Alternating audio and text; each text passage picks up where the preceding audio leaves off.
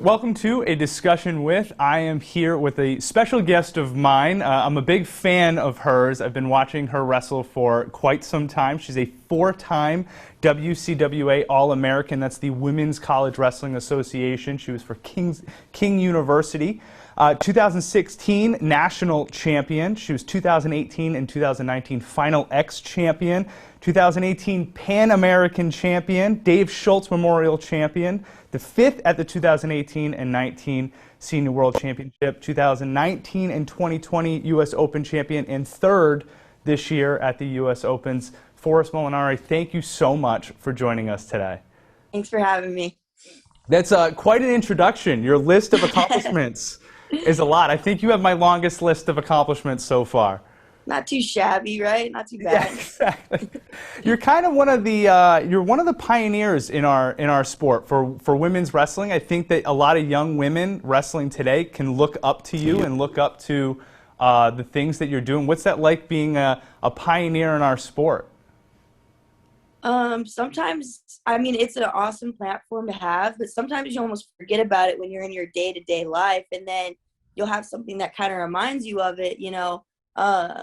I mean, I think how I go about my business is already a good example, you know, just being hardworking and loving the sport and competing hard. And, you know, I want that for young girls coming up. But I was just coaching at Cadet Junior World Team Trials weekend before last. And I've got all these little kids coming up asking for pictures. And it kind of reminds you, like, how big your platform really is. I mean, I swear I took a picture with every kid in that tournament. You know, and so it's like, wow, you know, you really have a position to make an impact in your sport. So it's kind of humbling, and it's cool to be reminded of that and get pulled out of my day-to-day things of, you know, being so tunnel vision on what I'm doing and see like I could really make a difference. And, you know, not a lot of people get that opportunity. So I definitely want to take advantage of it. That's awesome. I mean, you have a unique path too into wrestling. I think when we talk about world level wrestlers, a lot of them are like, oh, I've been wrestling since I could tie my shoes, you know. But you started when you were 14 years old, and you wanted to play football. Was that correct? Yeah, so I played baseball like pretty much growing up all through my really young childhood. And when I got to high school, my friends were going to play football. And so me, like, you know, just want to hang out with my friends. Like, yeah, I want to play football too. Okay, cool. I did not realize I was so small. I was like 95 pounds. Just didn't like register me because I was the same size as all my friends. And so I walked up to the athletic director at freshman orientation. I'm like, hey, I want to play football. And he's like, no. Hard pass. So him and my mom suggest wrestling because they're like, oh, it's by weight class. And they're both thinking I'll quit in like a week. I didn't find that out till years and years later. And so I was like, yeah, I'll wrestle. So I started wrestling that November for the high school team. And I was getting my butt whooped on, but I loved it. I thought it was so cool. And it was just so new, so different than the other sports I had played. Here we are 12 years later, still doing it. That's awesome. What's the level of competition for you must have rose so quickly, though, to start at 14 years old to just now you're 12 years later and you're wrestling as one of the best wrestlers in the world.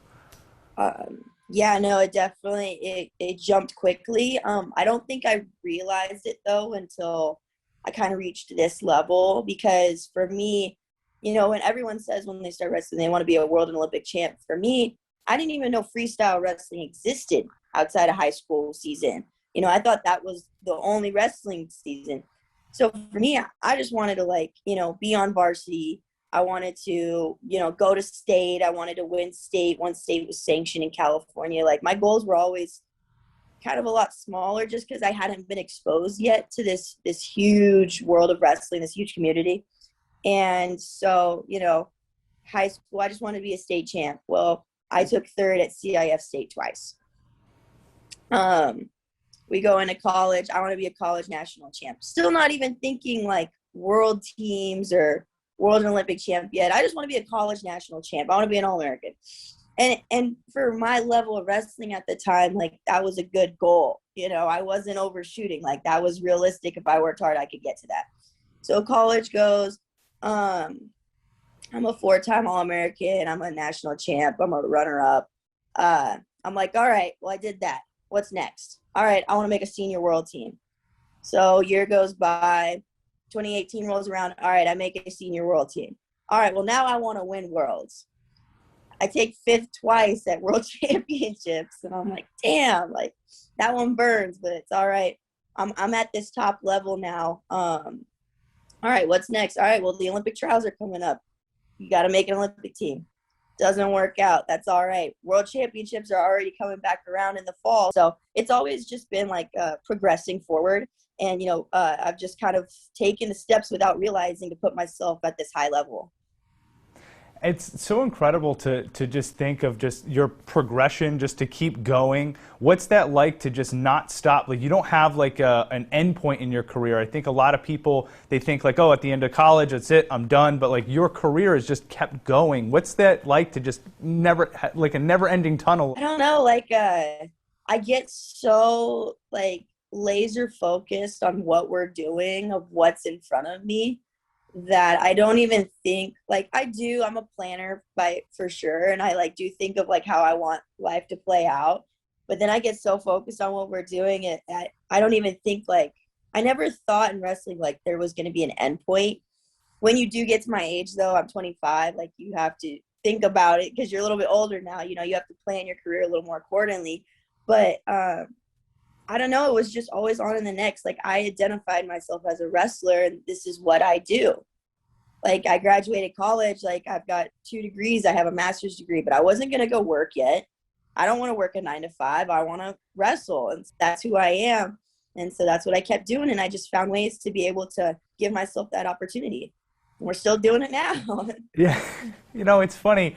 And I'm sure you probably taking pictures with kids too. You're known for the mat, being on the mat as being one of the most tough and aggressive and just hard-nosed wrestlers that are out there. You even have that Forrest Molinari, like that stare that, and I'm sure, yeah, and I'm sure taking the pictures, I'm sure you have a bunch of little girls coming up and giving you the mean mug and all that. It must be awesome.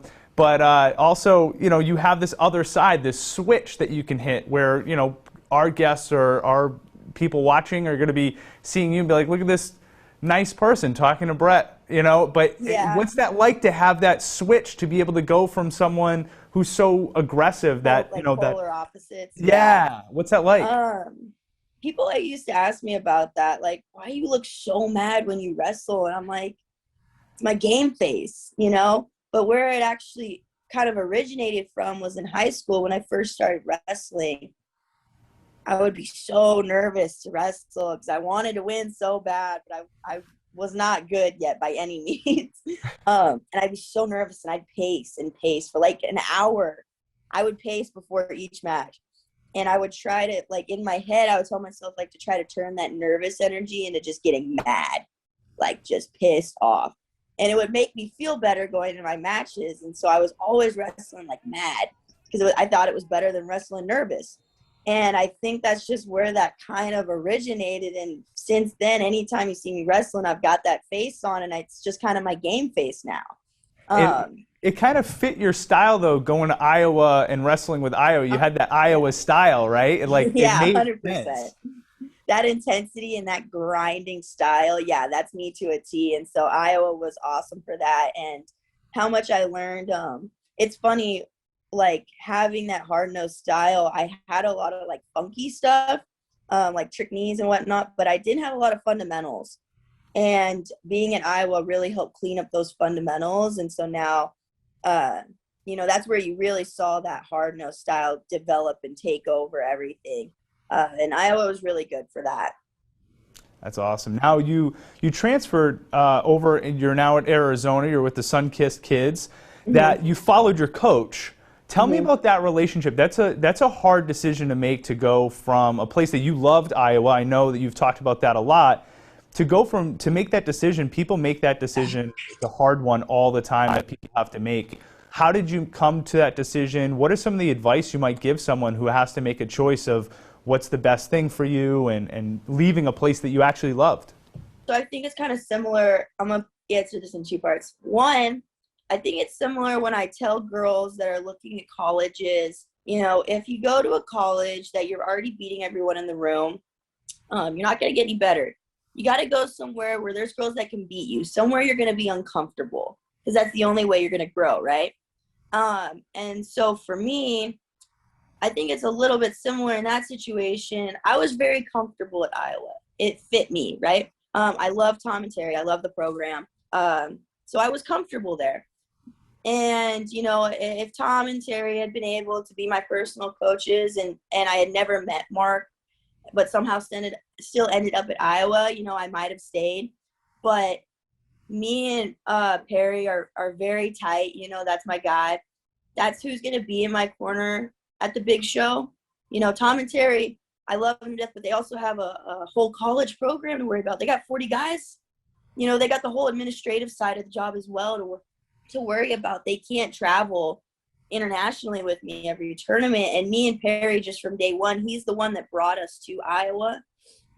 He's the one that helped find us and bring us out there and get us started, and did a lot of individual time with us. And so that coach and athlete bond just really grew, and we just, you know, we clicked.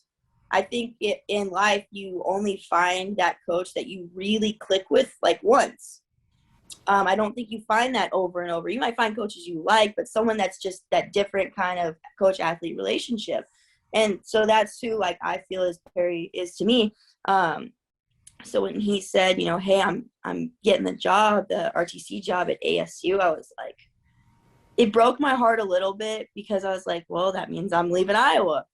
But at the same time, I was happy for him because he's trying to further his career, and I know he can get me where I want to go. So I was like, all right, let me know when we're going.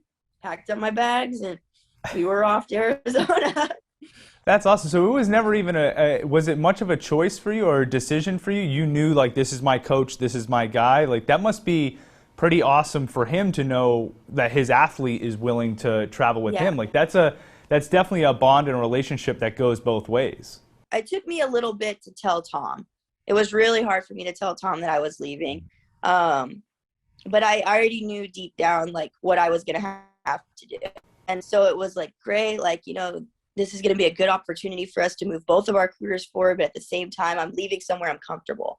And that, you know, that's always hard to do. It's a life-changing decision when you move across the country like that. Again, you know, I've done that a couple times now, but each time it's gotten me further and further in my career. So I already knew. I was like, here we go again. It's just one of those points in your life. At the end of the day, I already knew. There was no, like, on the fence about it. I was going. So do you mind if I ask you a little bit about the U.S. trials this year? Because that tournament is so unique. It's so different. I don't think people understand, one, wrestling is a super personal sport. It's one that it's, you know, when I coach my youth team, my parents they freak out about the first tournament they go to, because they're like, it's not my kid's team versus the other kid's team. They're like, it's my kid versus that person's kid, and that person's sitting next to me. You know, they're like, it's so personal, it's so raw, it's so real. And I think the U.S. teams, the trials, takes it to the next level, where you're all training together and you're all working together. And then on top of that, if you follow any one of your Instagram pages, you follow everyone's Instagram page, because all of you seem friendly. You're you know, jumping in and out. So what is that tournament like? That tournament, I mean, there's no other tournament like it. You know, the Olympic trials are so unpredictable. I mean, look at the crazy stuff that happened just before weigh-ins even started with Nick Suriano with Jaden Cox. Like, it's just, that tournament is so crazy. You never know what's going to happen. You never know who's going to be on that day. So, you know, for me walking in there, I really was confident, like I was going to walk out an Olympian.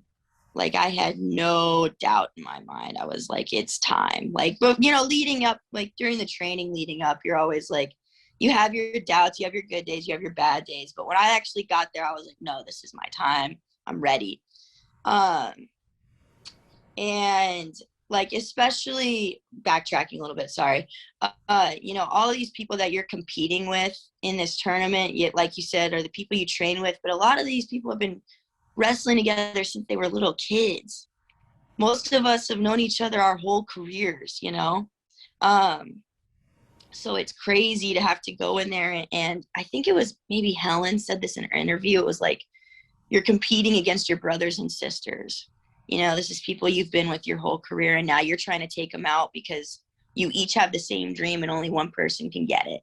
And that's hard, you know, but then after everyone, you know, has some time to process whether they won or lost at trials, now we're all back here at national team camp trying to help get the Olympians ready. You know, I didn't get what I wanted that day, but Kayla did. And that was really special for me, you know, to get to be a part of that journey. And she asked me, I think a couple weeks later, like, you want to be my training partner? I was like, no hesitation. Yeah. Like, let's go win you a gold medal. You know, so I get to be a part of that journey in a different way, not one that I expected, but I want to make sure I can do everything in my power to help her win. And that's awesome. You know, that's just part of being a you know, Team USA. That's what you got to do. Like Victoria Anthony is in the same boat I am. You know, she didn't get what she wanted, and she's out here helping Sarah any way Sarah needs. You know, go win a gold medal for Team USA. That's awesome. And the thing is, you actually had that attitude. Really, one of the things I wanted to bring up with you was your 2020 Olympic trials. The interview you had when you were finished was you were one of the rare cases of an athlete who came back the next day, and you talked about finishing your job. Like, your job is to wrestle. You had a bad day. Your job doesn't mean you quit. You came back, you took third. And I think, you know, we talk about our athletes all the time, is wrestling's a unique sport where character shows a lot. And that was a moment for me, seeing you come back, take that third place. That means a lot, and that's a lot of character. What was that moment like for you? Oh, it was hard not to, you know, start letting some tears go in that interview. Like, just, it's so raw. Like, not even 12 hours ago, my dream was shattered. You know, my dream of making the Olympic team, being the Olympic champ, knowing that I'm on that level, and I had a bad match I was not mentally, game plan, strategically prepared for. I just had a bad day. Kennedy was ready that day. And I think, I don't think a lot of people know this, but I blacked out a little bit after I lost the match, and I think I shoved her. I think she's such a sweet girl. She tried to give me a hug, and I think I shoved her, which, you know, I expected that for myself. But it was like, I don't even remember doing it, and I was catching a lot of heat about it on social media, but people don't even realize the next morning, you know, I'm very close with Kennedy's coach, Izzy, and they're in there getting a workout in, and Perry was over there talking to him, and I went over too, and we were trying to help her have a game plan for Mensa. Like, I just lost to this girl last night. My dreams are crushed. I'm not going to be an Olympic champ this year. And the next morning I get up and I'm going to help her try to beat Mensa. I know her inside and out. Like, this is what I think you got to do to beat her. You know, that's like having to really be an adult. And it was hard, but it's like, you know, you're 17, you've got such a bright future ahead of you. Like, I'm going to try to help you. So not a lot of people know about that, but, you know, that was something else that I think shows character. And I understand, you know, I had those thoughts too the night that I lost. I was like, why should I wrestle tomorrow? The point was to come be an Olympic champ.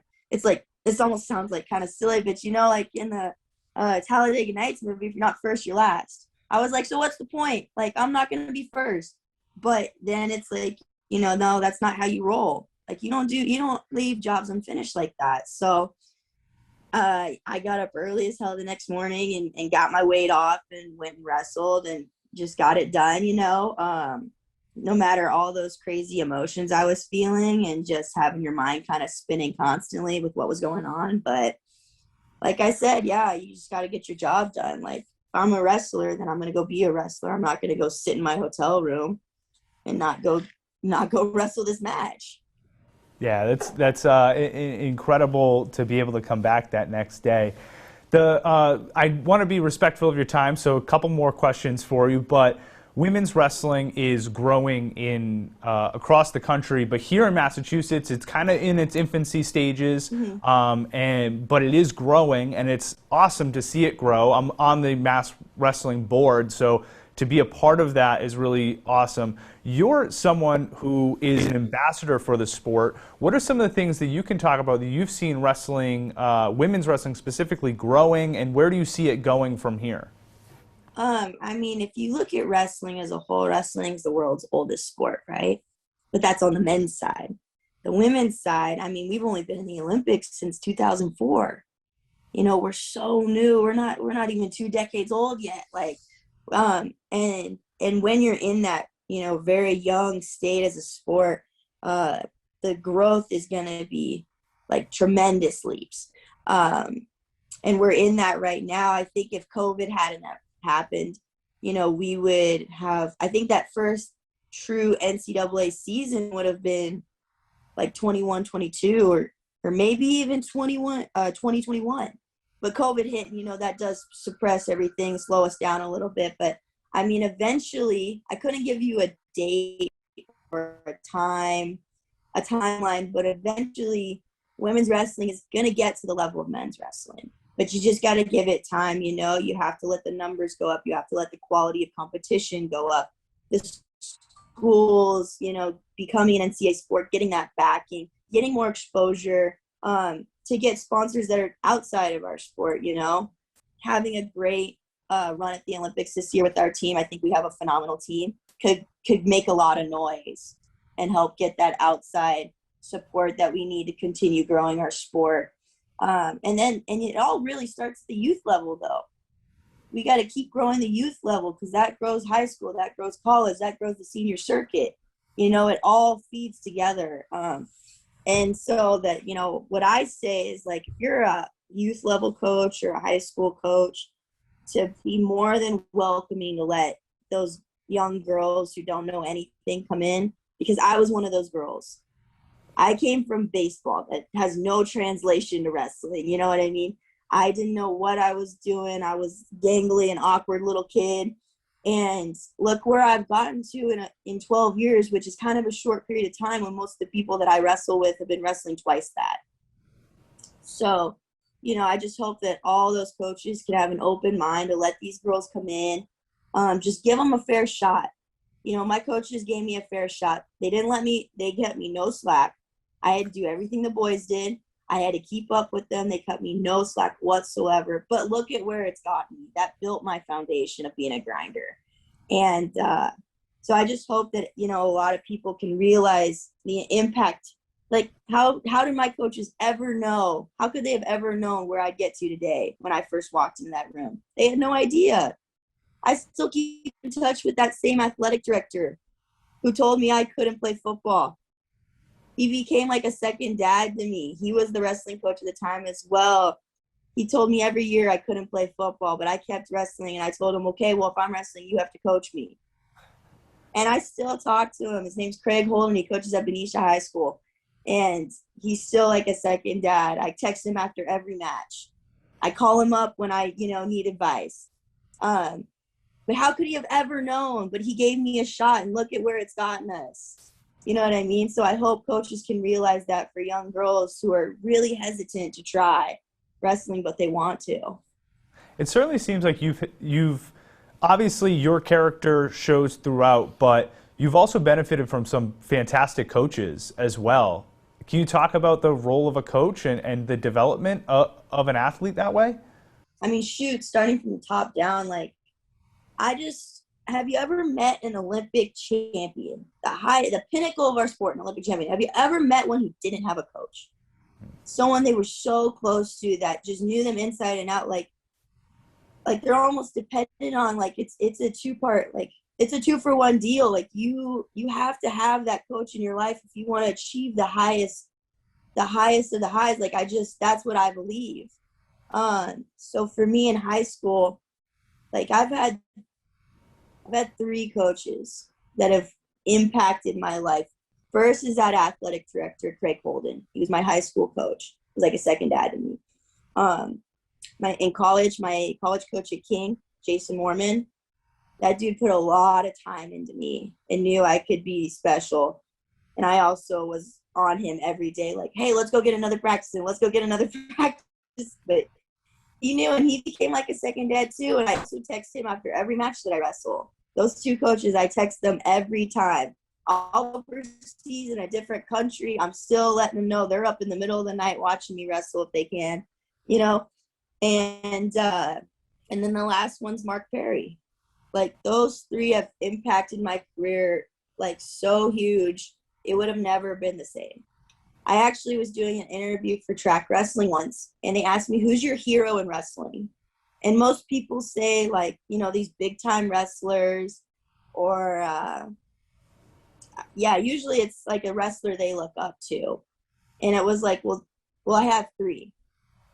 It's Craig Holden, Jason Mormon, and Mark Perry, because they changed my life for the better. And they believed in me when I wasn't quite at that next level yet. So, yeah, I mean, like I said, you can't win the highest of the highs without that coach. You have to have that coach.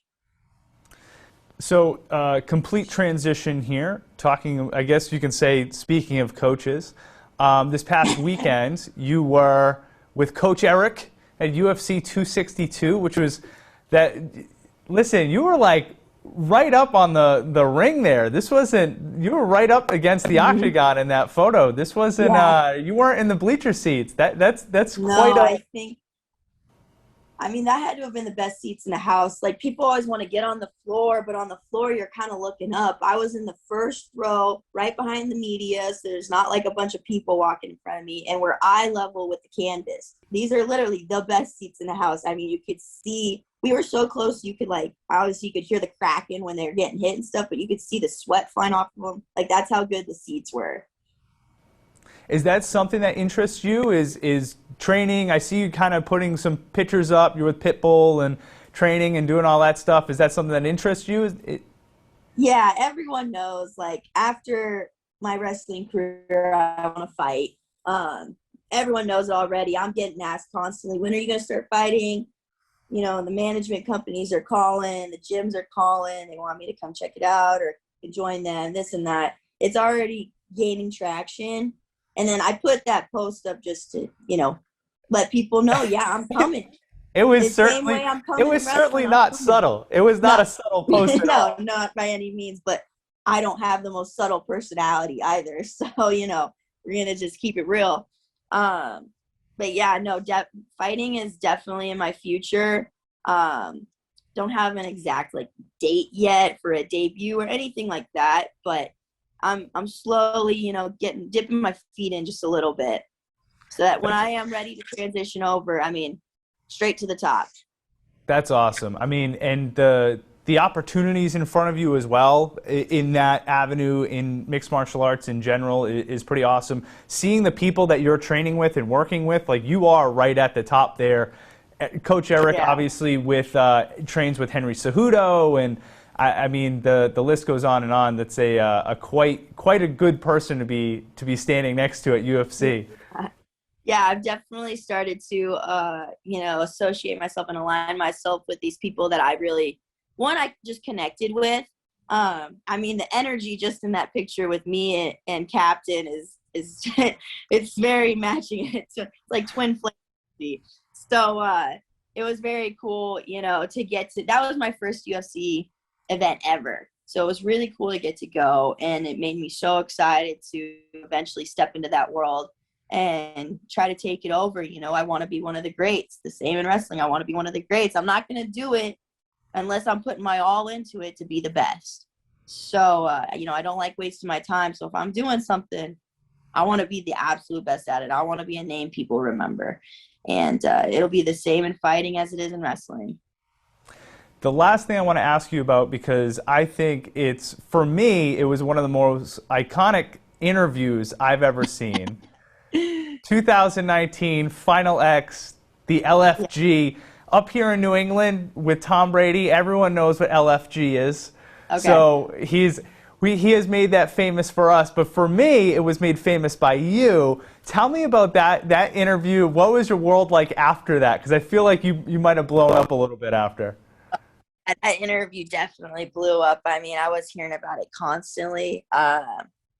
You know, that interview, people ask me a lot, because I'll say some like off the wall stuff in my interviews. Like, do you plan what you say? And I'm like, nope, it's all off the dome in the moment. Like whatever I'm feeling, it just comes out. I don't even think about it. And that's what happened there. You know, me and Maya had a good battle. I dropped the first match, which wasn't supposed to happen.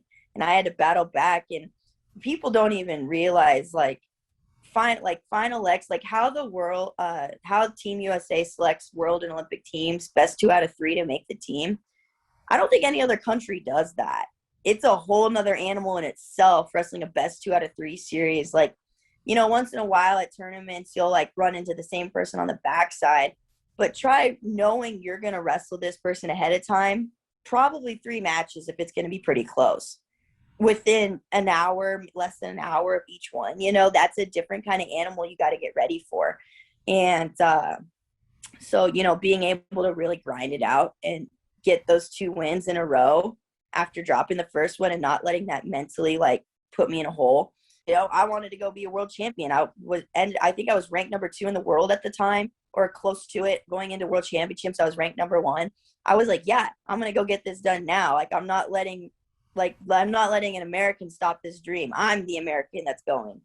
So, you know, they bring me in the back for that interview. And of course I'm fresh off the mat. I'm still sweating. Like I haven't had a breather yet. And they're like, well, how do you feel? And it's like, dude, let's go. I'm going to world championships. I want to go win, you know? That's all I could really say. It was just pure emotion. Yeah, it's such an awesome interview. But this was fantastic. Forrest, it was really just such a pleasure talking to you and getting to see you off the mat and be able to actually see your personality come out. More personable, right?